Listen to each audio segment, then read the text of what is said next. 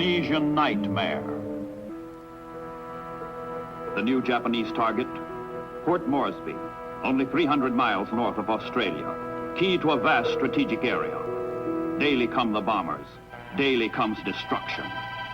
Port Moresby blocks Japan's complete control of New Guinea, of Australia.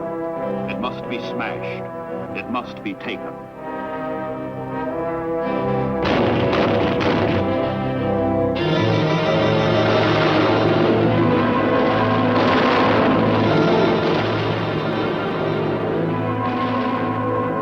The formidable Stanley mountain range stands between the Japanese base of Buna in northern New Guinea and Port Moresby in the south. Miles of jagged hills and gloomy gorges, steep escarpments and trackless jungle, a frightful natural barrier. But in July 1942, the Japanese began to move over the mountains. In their earlier amphibious attempt to take Port Moresby, they were turned back by the United States Navy at the Battle of the Coral Sea. Now the Japanese are forced into an overland trek of 1,000 man-killing miles to reach their target.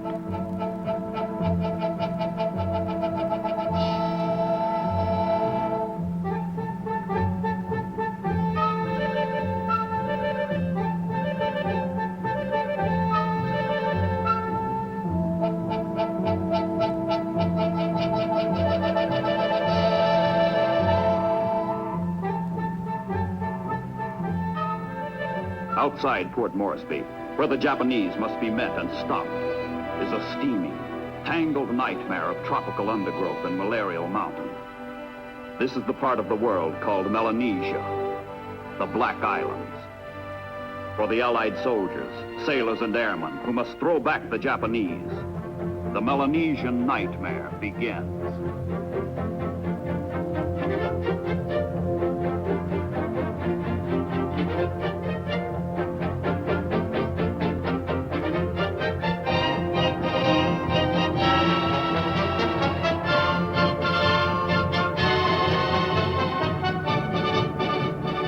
Papuan guides thread the troops through the jungle labyrinth. Australian infantry has stopped the Japanese a scant 30 miles from Port Moresby. Now it is the Allies who must advance through tortuous New Guinea, against a foe fiercely resisting.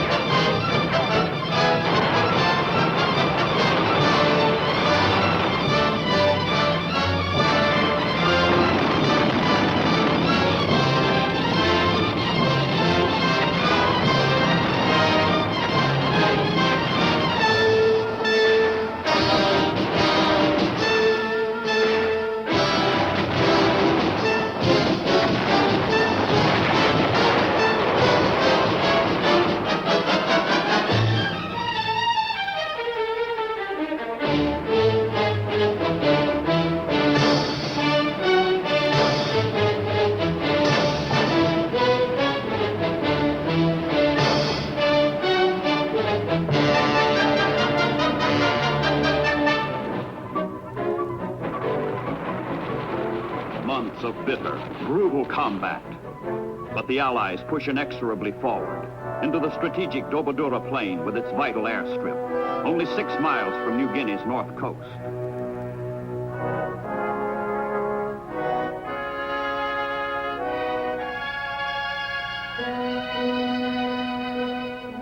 The Japanese retreat becomes a rout.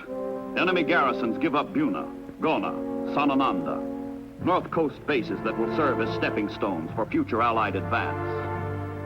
For both sides, the campaign has been a horror of death, wounds, disease.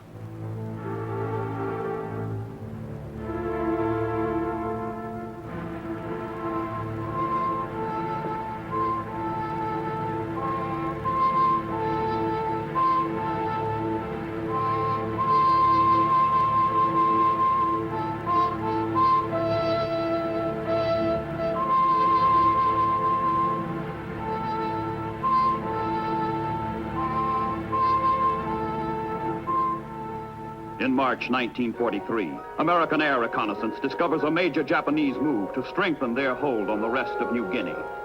A troop convoy of 16 ships sets out from Rabaul and heads into the Bismarck Sea.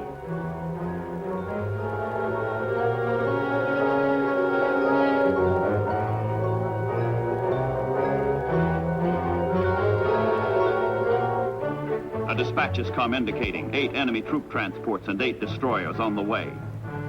Allied airmen make ready to nullify the Japanese threat with every available plane, bomb, bullet.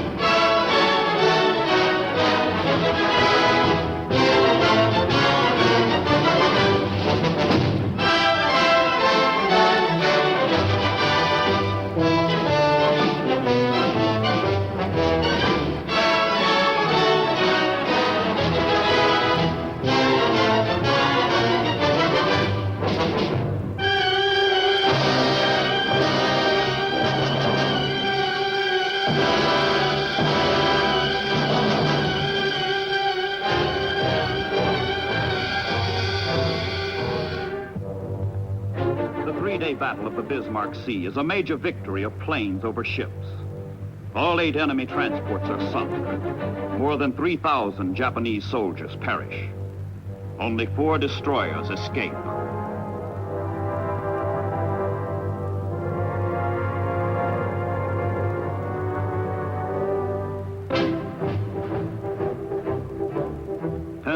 Miles from the Bismarck Sea.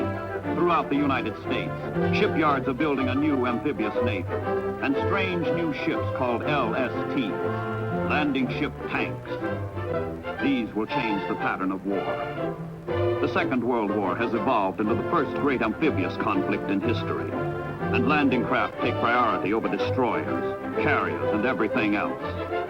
Down the rivers of the United States, into the oceans of the world, plod the LSTs.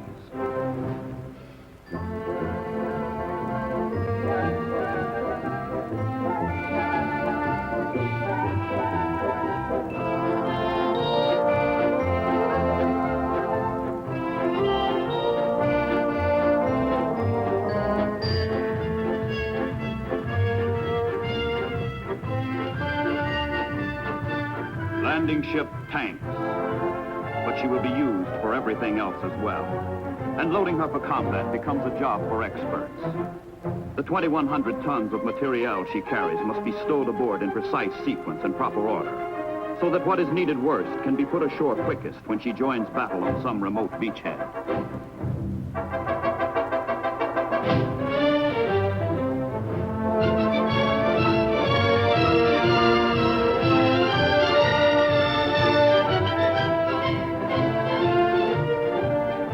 Throughout Australia, throughout the Southwest Pacific, the Allies shift from dogged defense to spirited assault. Beginning in the summer of 1943, the men, the ships, the materiel flow in a massive surge west and north toward Mindanao and the distant Philippines. General MacArthur's strategy has long called for an advance along the New Guinea-Mindanao axis. This advance will be borne largely by small amphibious craft, a navy without glamour. These men know only hard work, hard living, hard fighting, and hard-won victories. Now the LSTs, the floating garages, come into their own. Loading techniques blueprinted in advance become actuality. Pile it in, stuff them full, and every item finds its designated place.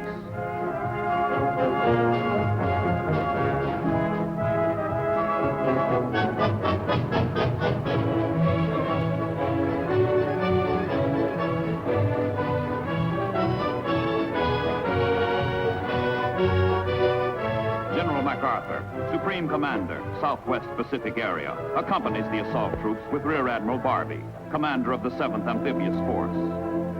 I shall return, MacArthur has said, referring to the Philippines. The fulfillment has seemed remote. Now the return begins. From Sydney, from Brisbane, into the Coral Sea, into the Bismarck Sea, along the northern New Guinea coast, move the Allied armies and navies.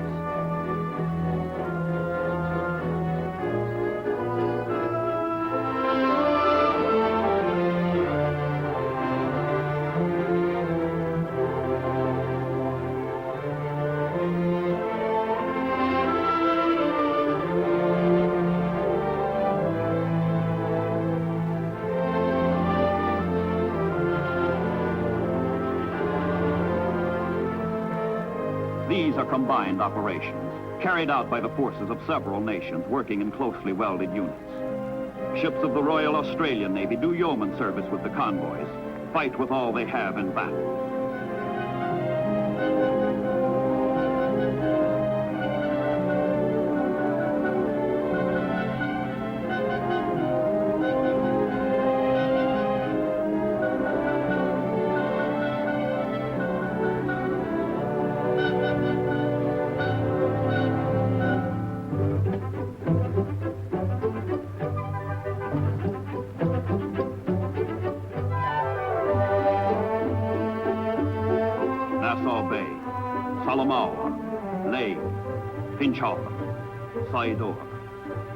These are footholds along the New Guinea coast, needed for Allied progress westward. The approach is covered, stealthy, cloaked in darkness. And night in the convoy is tense, silent, strained. Dawn will bring the test of combat, the ordeal of fire.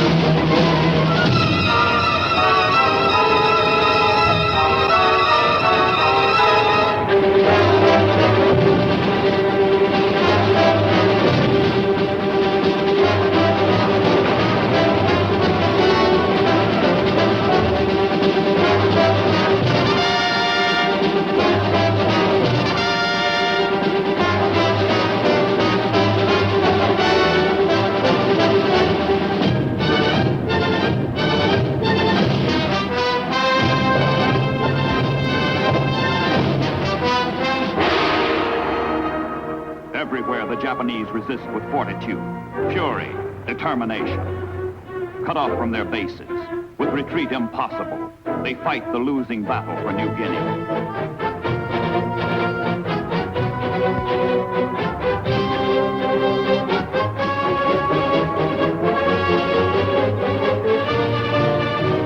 More rugged, more useful than even their designers dreamed, the LSTs nose into the shore and disgorge their torrent of supplies.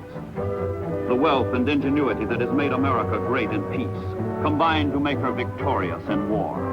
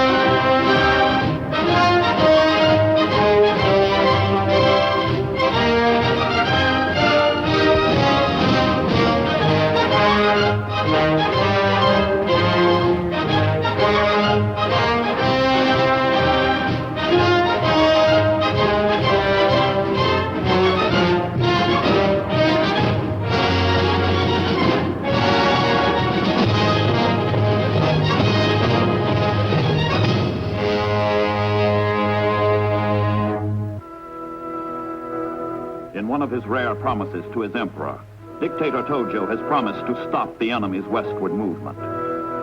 The Imperial Japanese command, having lost the initiative, falls back on the tenacity of the foot soldier. All the strength that can be spared from other theaters is mustered to hold western New Guinea for the Empire.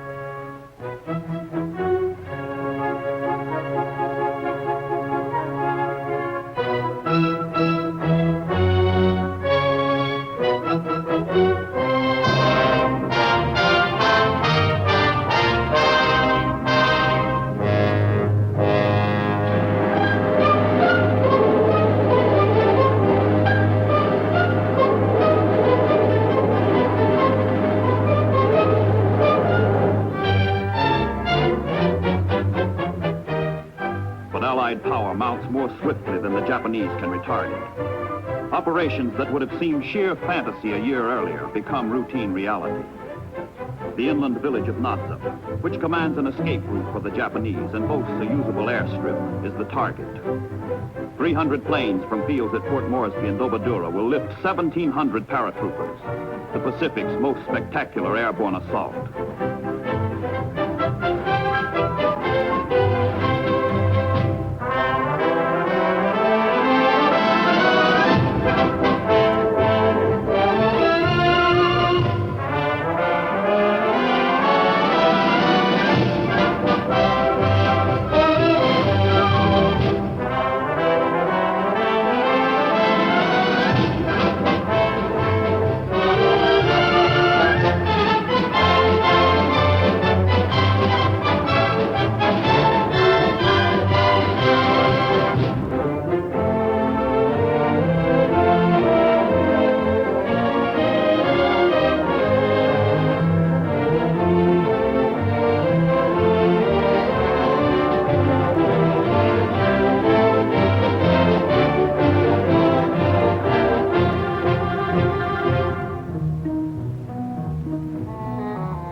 Whether the invading troops find their footholds on New Guinea from the air or from the sea, the jungle is equally cruel, the enemy just as malevolent. But the Allied infantry learns what the Marines have proved on Guadalcanal. Skill, courage, and superior equipment defeat the Japanese.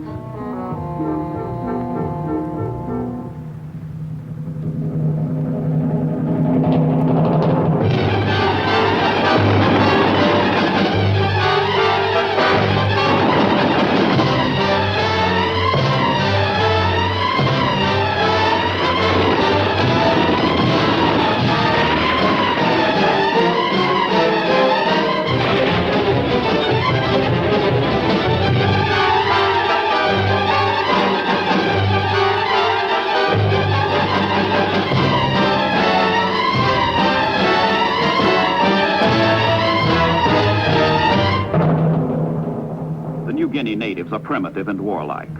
Headhunting and sorcery are part of their lives. But an enlightened colonial administration has won their loyalty. As pathfinders and guides, they lead Allied patrols through secret trails, bring up mail and supplies, and help maintain isolated outposts deep in the jungle.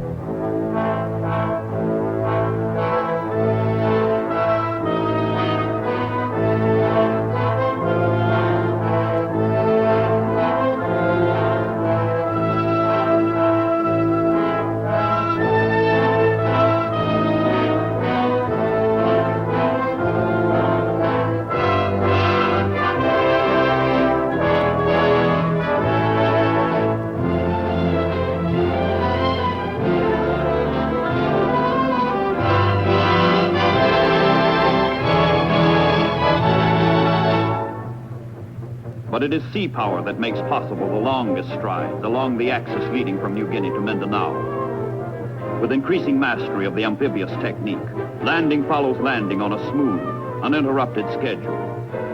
Over a period of 18 months, the Allies average a new landing every 35 days. And each new foothold is converted into a staging area for the next leap along the New Guinea coast.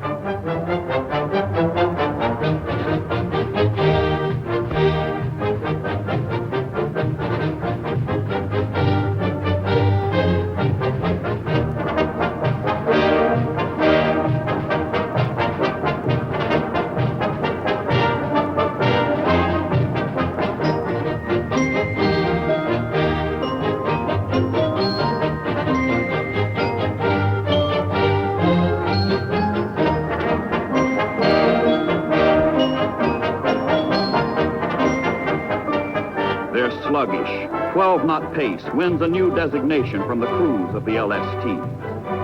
Large, slow targets. But they get there. They deliver their goods, their punch.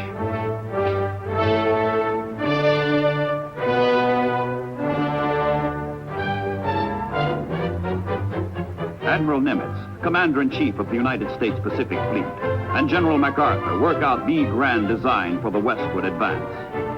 Nimitz supports MacArthur, making possible huge leapfrog jumps along New Guinea's coast. With Itape and Hollandia, the Allies will be 400 miles nearer to the goal, nearer to the Philippines.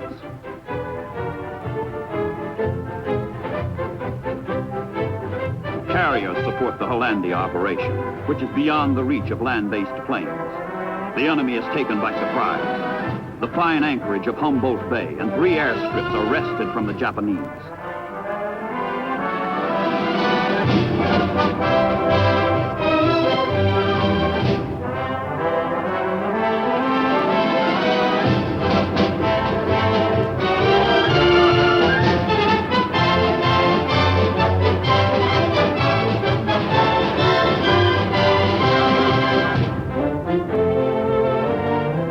Smokescreen to cloak ever more landing troops. And the advance goes relentlessly on, north and west, Alloway, Wakta and Biak, Noonpor and Sansapor. Sansapor is on the uttermost western tip of New Guinea, and with it the entire coast is in Allied hands. But the advance does not stop. In September 1944, the Allies swarm ashore on the island of Morotai, on the threshold of the Philippines. More than 135,000 enemy troops have been bypassed, cut off without hope of rescue. In a little over 12 months, Allied forces in the Southwest Pacific storm 1,300 miles closer to the heart.